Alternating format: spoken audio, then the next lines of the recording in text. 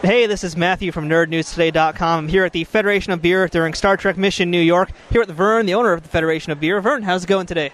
Well, I'm a founder, but we have 5 founders, so it's great that they allowed me to come to New York and just have a blast. Believe it or not, we just were releasing our first installment of the second edition of Star Trek Beers, the 50th anniversary, Voyage to the Northeast Quadrant.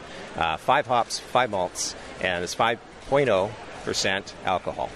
And we're just having a great time here. Everybody's having such fun, and everybody's warm, and it's just great. It's a fun show, and I do want to make a joke about the founders for any Deep Space Nine fans out there, but we'll save that for later on. That is good. Yeah. So, Vern, tell us a little bit more about the beer itself, and why Star Trek beer? It's an interesting story. I blame it probably on Rod Roddenberry. In 2008, he came out to unveil a plaque for his father, Gene Roddenberry, in a town called Vulcan, Alberta, Canada. And anybody says, well, where are you from? I say, we're from Canada. We're not from Canada. It's K-H-A-N-A-D-A. That's where we're from, okay? You have to say it the right way, though. It's Canada! Exactly. So I was very fortunate at the time. I met Paul Carew, and he was a good friend of mine, and he was, at that time, the president of CAG Canada. And he said, hey, you're a beer guy. You should maybe talk to Dana, who was the past a person working at the tourism branch, and we're doing a Spock Days thing. They might need some beer and wine. So I'm setting up at my beer booth, just like normal beer guy, if you ever gone to a beer show. Have beer on tap, Captain's Lager, we had Captain Kirk bobblehead, and of course we had the Real McCoy Wit. And we had a great time. CBS was very gracious, allow us to really just have fun, play around a bit. And it was only released for the town of Vulcan for the first couple of years. And eventually Paul said, yeah, we're having so much fun, maybe we can talk to CBS and see if we can do this for Canada and the United States. And we're so honored that we were able to work in the 50th anniversary of Star Trek with this legacy.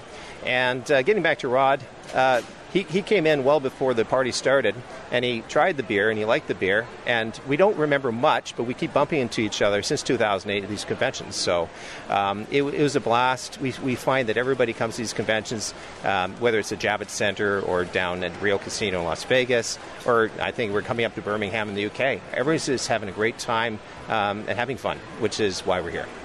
That's what you do with beer. So can you tell us a little bit more about the different flavors of beer that you're doing? I guess different types of beer is more accurate. Different types you guys are doing here. Well, everybody's been asking for a Romulan ale, and we're working on a non-blue recipe because blue is not a natural color. You can actually get natural blue food coloring. Not on this planet. Not on this planet yet. So we think it might be illegal if we want to go on the organic type of route. We're trying to go back to the farm-based production methods. We work with craft brewers right across the world, from the Czech Republic right to New York.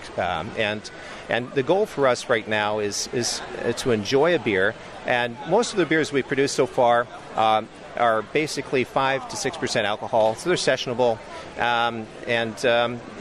Basically we brew sometimes very close to major events, like the Canadian Space Station did an event in Ottawa during Ottawa Comic Con this year. We work with Clock Tower Brewing in Ottawa. Why beam beer in from thousands of miles away when you can brew it locally, right? We've known Jeremy from Schmaltz since 2003. I've been his beer importer for Western Canada primarily for all those years. And we sat down in 2008 with Brian Titus, also from Garrison Brewing. I represent Garrison Halifax. And over several cervezas, we decided for 2016, the 50th anniversary, what can we do? The first immediate thought is a golden anniversary ale. Something sessionable, and approachable. So that it'd be a bridge for a lot of people who go to a convention. Maybe they're drinking more macro beers, and it gives them a chance to try something that's well brewed at that stage, right? So we're having a great time. All right, now, in terms of the future of the Federation of Beer, what other types of beers are you guys looking at? Getting back to Romulan ale, we're looking to put something you can cellar for the next 25 years. I've been very fortunate. I've worked with some of the best cellarable beers. Jubilation is one. I brought this up. Jubilation 19 is 11.9% alcohol, and it's only got 10 malts and 9 hops, right? And this was the beer that came out last year for the 19th anniversary of Schmaltz Brewing Company. So every year there's an anniversary ale that Schmaltz puts out. Something like this, you can put this in, just like a good wine, like a Bordeaux, in your wine cellar or your beer cellar. Let it mature, let's put it that way. So because blue beer can't naturally be done, at least we haven't had anything taste good that came out blue, We don't do Gatorades, put it that way. This type of a project, we have to talk to the fans here if they would let us go with something that they could put away until the Diamond anniversary of Star Trek. So I have talked to CBS, but I think that's where we're going with the Romulan Ale. Because 70% of the people at a show, that's all they talk about, is Romulan Ale. Yeah. And unfortunately, the past beer wasn't of quality that we wanted to produce as craft beer people. So we wanted to make sure, whether it was Rogan Dunkel, which is actually illegal to produce under the Bavarian purity law because there's rye in the brew, but it goes back prior to the Bavarian purity law where rye was allowed to be used. It's a Danish-style beer. And so we've done that for the Klingon Warnog. We've done basically Irish Red as well as with Vulcan Ale, original Vulcan Ale. We did more of a sessionable pale ale, red pale ale, you might call it, for the Vulcan Ale. So, we take, we're talking right now to 20 or 30 people every few minutes at the show, and we always ask them, what style of beer do you like? What do you want to, what do you want us to come out with? So we have to listen to the fans, and first contact at federationofbeer.com is our email, and we get tons of requests. So it's giving us a lot of chances to play with different themes and have some fun.